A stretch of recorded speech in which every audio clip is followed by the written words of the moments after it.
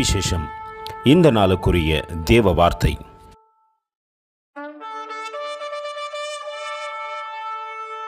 And said Cornelius, Thy prayer is heard, and thine alms are added in remembrance in the sight of God. Acts 10:31.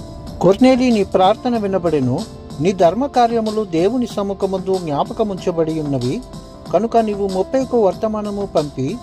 అపోస్తలుల కార్యములు 10వ అధ్యాయం 31వ వాక్యం. கொர்நேலியுவே, உன் ஜெபம் கேட்கப்பட்டது, உன் தான தர்மங்கள் தேவ சந்நிதியில் நினைத்தருளப்பட்டது. அப்போஸ்தலர் நடபடிகள் 10ஆம் அதிகாரம் 31ஆம் வசனம். அன்பின் தேவ பிள்ளைகளே, தேவ சந்நிதியில் நம்மை குறித்து நினைக்கப்படுகிறதா? ஆனால் வேதம் சொல்கிறது, ஒரு மனிதனை தேவ சமூகம் நினைத்ததாம். அந்த மனிதன் தேவனுக்காக வைராக்கியம் பாராட்டி உலகம் முழுவதும் தேவனுக்கு விரோதமாய் செயல்பட்டு கொண்டிருந்த போது அந்த மனிதன் மட்டும் தேவனுக்காக வைராக்கியம் பாராட்டி தன்னை மட்டுமல்ல தன் முழு குடும்பத்தை காத்து கொள்ளத்தக்கதாக தேவ சத்தத்திற்கு செவி கொடுத்தபடியினால் தேவன் அந்த குடும்பத்தை நினைத்தருளினார் என்று நோவாவை பற்றி பார்க்கின்றோம்.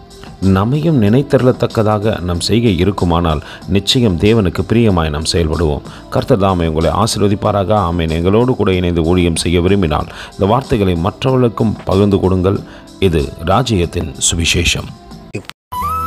Thank you for watching. God bless you.